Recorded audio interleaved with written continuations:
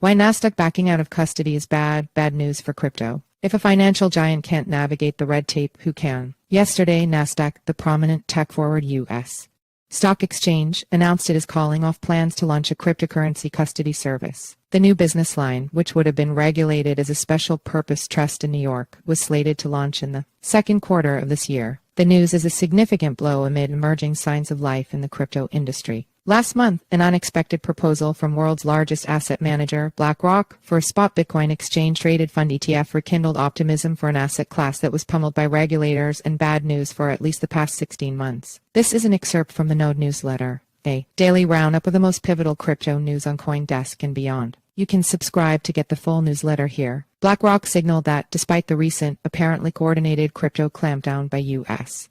authorities, sometimes called Choke Point 2.0, there is still deep institutional interest in Bitcoin and crypto. A flurry of other spot Bitcoin ETF filings quickly followed, and the white-collar side of crypto scored a win after the U.S. Securities and Exchange Commission (SEC) missed its window to deny a different but similarly exciting type of Bitcoin ETF to start trading. Markets sprang back. On top of all that, a major concession to Ripple last week in a long-simmering legal dispute with the SEC masked the Silicon Valley blockchain pioneer's expensive technical defeat, after a district judge found that over $700 million of Ripple's sales of XRP direct to hedge funds constituted illicit securities offerings, also buoyed sentiment. XRP short sellers were liquidated as a number of U.S.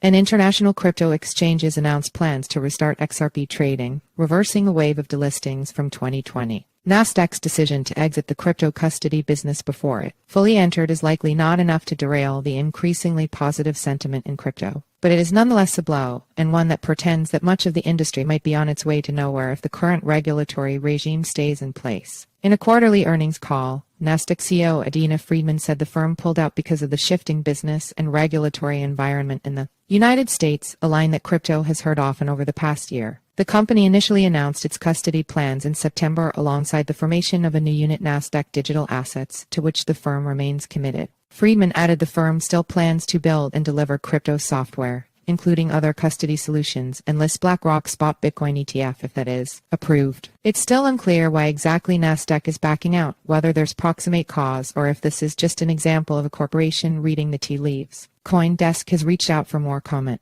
The firm was reportedly in dialogue with the New York State Department of Financial Services (NIFS) for months, and it's unknown if its proposed limited trust purpose trust company got the official green light. Notably, in February, the SEC voted to expand its existing regulations over all trading and lending firms by requiring them to keep customer assets with qualified custodians, meaning chartered bank or trust companies, SEC-registered broker-dealers, or Commodity Futures Trading Commission (CFTC) derivatives merchants. Crypto speaks about the proposal as the custody rule. The rule, which needs approval to go in effect, implicates more asset classes than just crypto, but seems designed to curtail full-stack crypto companies like Coinbase that offer both trading and custody services. Coinbase is famously or infamously not registered with the SEC aside from having its IPO approved by the same regulator, and it disapproves of the proposed requirements to become qualified as a custodian. See also Matt Kolsky, where the SEC's proposed custody rule comes up short for crypto opinion in traditional finance. Legalized gambling on securities is typically split into three distinct services. There are exchanges that handle trading, custodians that safekeep the assets being exchanged, and clearing houses that make sure trades settle a side of the business that is handled automatically by the blockchain in the case of crypto assets. It's worth mentioning a number of financial incumbents like JP Morgan and the Small Business Association also came out hard against the SEC's sweeping changes, even though they might stand to benefit if crypto companies had to go outside the crypto industry to find approved custodians. You might think a firm like Nasdaq would be fit to navigate the red tape, which is why its decision to back out of crypto custody is so telling. If they cannot do it, who can? Although the SEC's stricter custody requirements are not yet in play, it seems increasingly likely that there will be regulation that separates custody services from trading. CoinDesk's own Mark Hochstein supports the idea,